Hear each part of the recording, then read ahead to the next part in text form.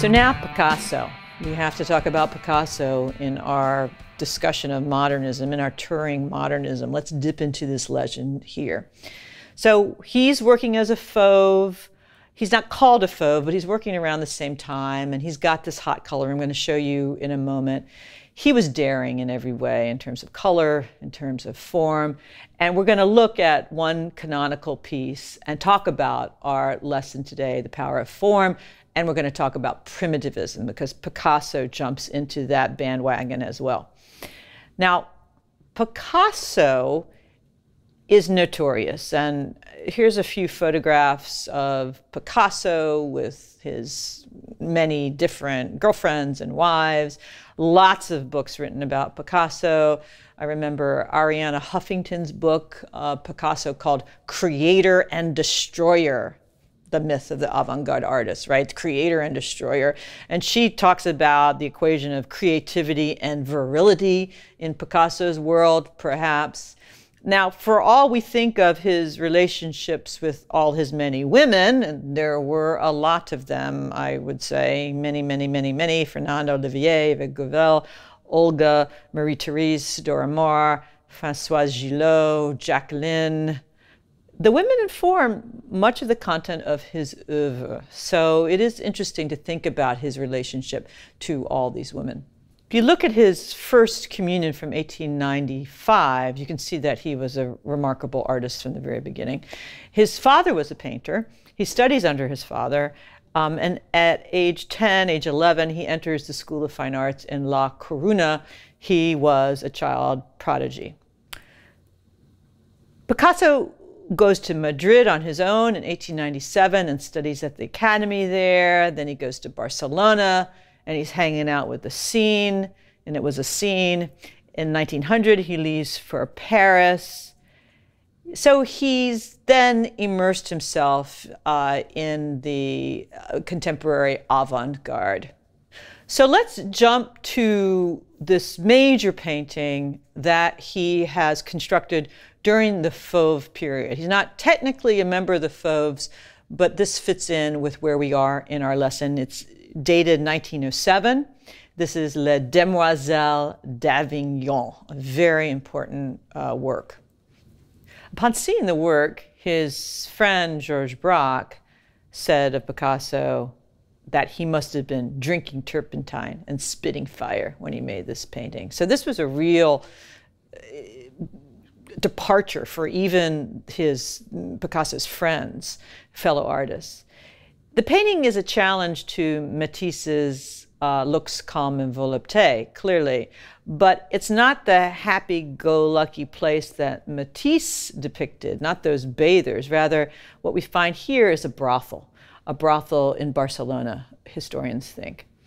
It was a very large work, which, again, means it was important to Picasso. Remember, Turner does these large landscape paintings. Large means important.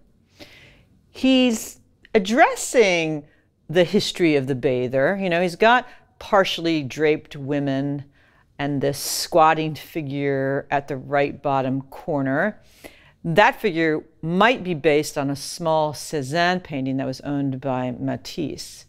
But the painting is pretty radical. It's a new way of constructing three-dimensional forms on a two-dimensional surface. So take a look at this painting. So on the left, you see heads of the two central figures, right? They're full face, and yet they have profile noses. So what's up with that? So then the head seen in profile to their left has a full face eye. So it's as if parts of their face has been wrenched around. The squatting figure is posed in basically a simple three-quarter view from the back, right? But Picasso splits or hinges the body down the central axis of the spine, like wrenches the figure open, right? So the far leg and the arm have been pulled around and are now up against the picture plane. The head too is wrenched around to stare at the viewer. She's essentially splayed out. So this is a fracturing of the total field. This is very avant-garde. We are losing Renaissance perspective here. It's as if Picasso had walked 180 degrees around some of these subjects and then synthesized those impressions into a single image. And then the background bleeds into these figures as well, with its own faceted drapery planes. So we're going towards a new way of thinking about depicting three-dimensional objects into two-dimensional field. We're going to get to Cubism momentarily. The other interesting thing about this painting is he's going to art history for source material to help him find ways of rendering. So there is a reference to an Iberian head in the two central figures. Iberian art is ancient Spanish art.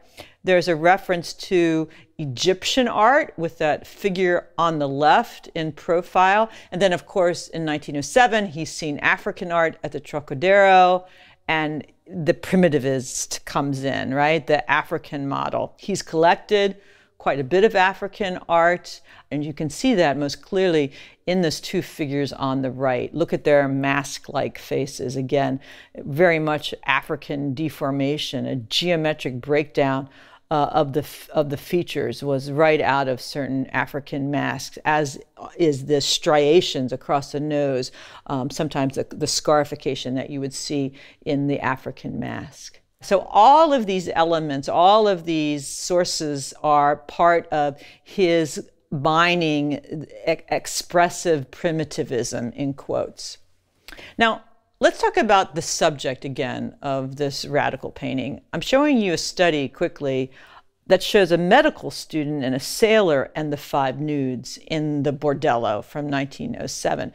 So clearly the original story perhaps had the sailor clothed and seated, and then a medical student holding, in some sketches, a skull and then a book, also clothed amidst these nudes in a Barcelona brothel. So with the skull, you've got probably here an allegory on sin, or what we call a memento mori. And Picasso plays this vanitas theme, this memento mori, throughout his work. One art historian also talked about the possibility that he is comparing the cool, detached man of learning, the man with a book, versus the sailor and the nudes and the demands of sex. So it's a painting about mind versus body, reason versus instinct, no doubt something that Picasso struggled with. The two males then become a cryptic self-portrait, revealing Picasso's own struggle with his relationship with women. In the final work, right, that we see here, there is no male presence, or the male presence perhaps is relocated back to the viewing space, to the male viewer, to the masculine gaze. This is an image of the femme fatale, right? The fatal woman. It's a mockery of the traditional bather scene. This is a castration piece, perhaps. There is that sharp, aggressive slice of melon that occupies the center foreground of the composition. I'm showing you a quick photograph of Picasso in one of his studios with all of these African carvings from about 1908, because this is important to think about his relationship to African art. You know, what do these objects mean in their original context back in Africa? Did Picasso understand that? Or were they just raw material for him to copy, to mine, to use? Was the African mask just another exploitable resource like copper or rubber that was coming out of Africa? Yes, he admired the forcefulness, the expressivity of the African mask, but it was pretty generalized. I like to talk about an essay that Pat Layton wrote about this moment of primitivism, about Picasso and others using the African mask, because what we find in the popular press at the time are the following images. I'm going to show you a few newspaper images of the time depicting Africans and the experience of Africa. This one is by Kupka, May 7th, 1904. The scene of human sacrifice among the Dahomey from the journal Tour du Monde, 1863. Here's another one by Naudin from 1905. Here's another, an anonymous cartoon titled Education, Pack of Brutes, One Can Get Nothing into Their Heads. Just really brutal images. So primitivism, Picasso and others' primitivism, does it reflect the popular view of Africa and its relation to the French Empire? To show an African mask for Picasso was to evoke Africa. And in the press, there were all of these publications about the hideous treatment of the Africans in the Congo, about colonial exploitation, about legalized slavery. And then on the other side, there was all this, popular stories and newspaper articles about the Africans and their tales of human sacrifice and fetishism and witchcraft. And all of this formed an image of Africans as sort of mysterious, primeval spirits. And it was these depictions that were used to justify French conquest. So there were some images of white atrocities too, in terms of collecting rubber, terrible abuses, women and children as hostages, executions on a large scale. Overall, 8 to 20 million African Congo people died at the time. So Les Demoiselles d'Avignon carries associations for a public well aware of the political situation around them. Pat Layton, this historian, asked then if the picture equates one exploited group, the French prostitute, with another, the African. And we know Picasso was political. We know this because he's going to do a really important work called Guernica.